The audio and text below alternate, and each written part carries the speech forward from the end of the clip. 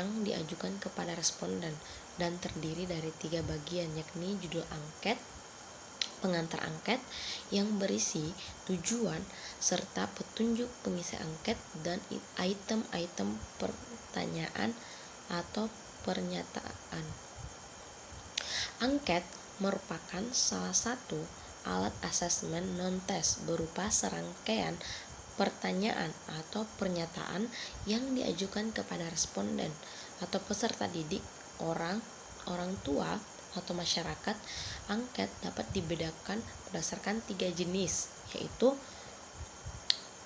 berdasarkan bentuk pertanyaan atau pernyataan berdasarkan respondennya, sumber data, dan berdasarkan strukturnya. Adapun tujuan dan manfaat angket: memperoleh informasi yang relevan dan tujuan penelitian, dan memperoleh informasi mengenal suatu masalah secara serentak. Ada beberapa manfaat angket dalam pengumpulan data, yaitu pertama, untuk menjamin validitas informasi yang diperoleh dengan teknik lain. Kedua, bahan pembuatan evaluasi program. Ketiga, untuk mengambil sampling atau contoh sikap dan pendapat dari responden. Selanjutnya, kelebihan dan kekurangan angket. Kelebihan yang dimiliki angket antara lain praktis, ekonomis, memudahkan tabulasi, dan angket tertutup dan mendapatkan jawaban yang luas pada angket terbuka. Kelemahan dari angket diantaranya responden sering tidak teliti dalam menjawab, sehingga ada pertanyaan yang terlewati, tidak dijawab, sulit untuk mendapat jaminan bahwa responden akan memberikan jawaban yang tepat. Materi yang kedua, wawancara. Wawancara atau interview adalah suatu percakapan antara 2 orang atau lebih dan berlangsung antara narasumber dan pewawancara. Tujuan wawancara adalah untuk memperoleh informasi yang akurat dari narasumber dengan menyampaikan beberapa pertanyaan tertentu kepada narasumber. Adapun beberapa manfaat yang bisa diperoleh dari melakukan kegiatan wawancara, yaitu menambah wawasan. Wawancara tentu akan memperkaya pengetahuan kita. Mendapat informasi yang lengkap. Semakin mendalam dalam menyajikan informasi, maka akan semakin lengkap informasi yang akan didapat. Menjalin hubungan dengan orang lain. Tentu saja, semakin banyak relasi akan semakin mudah memperoleh sumber-sumber informasi untuk melakukan wawancara. Wawancara dapat dibedakan berdasarkan 4 jenis, yaitu wawancara terstruktur, wawancara tidak terstruktur, wawancara kelompok, dan wawancara semi terstruktur. Kelebihan dan kelemahan wawancara. Kelebihan yang dimiliki wawancara antara lain bersifat fleksibel, dapat menggali informasi yang bersifat nonverbal, dapat menyampaikan pertanyaan secara spontanitas, dapat dipastikan untuk mendapat jawaban, dapat menyampaikan berbagai bentuk pertanyaan, mempermudah informasi dalam memahami pertanyaan yang kompleks. Kelemahan wawancara diantaranya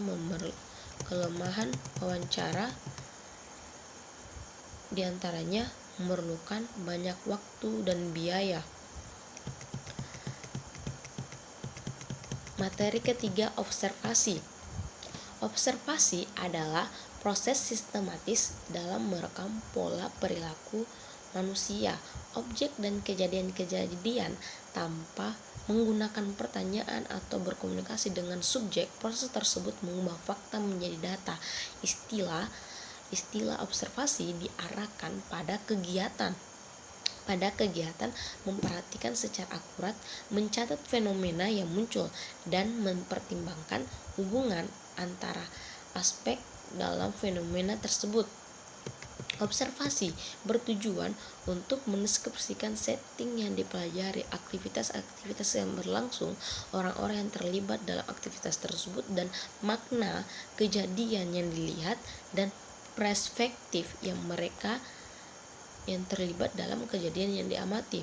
Fungsi dari observasi yaitu menggambarkan perilaku manusia, verifikasi tentang perilaku yang dilaporkan, menggambarkan perbedaan atau kesenjangan antara perilaku dalam situasi testing dan situasi lain, konsistensi inkonsistensi perilaku, memberikan gambaran tentang perilaku yang tidak dapat diungkap oleh alat lain. Manfaat observasi. Manfaat dari observasi adalah sebagai peneliti kita jadi lebih memahami suatu kejadian yang diteliti lebih baik dan lebih dalam. Kadang peneliti juga menemui hal-hal baru dari penelitiannya, tidak hanya membuktikan hal-hal yang sudah diperkirakan. Hasil penelitian dari observasi biasanya dideskriptif sehingga membuat peneliti menjadi lebih objektif dan terbuka terhadap permasalahan yang diteliti. Kelebihan teknik observasi terletak pada kemudahan mengakses setting. Metode observasi tidak mencolok atau tersama atau unobtrusif, tidak menuntut interaksi langsung dengan partisipan. Kelemahan metode observasi. Metode observasi lebih mengarah pada persoalan validitasnya, karena bisa jadi peneliti kita melakukan observasi hanya mendasarkan pada persepsi atau kesan sendiri.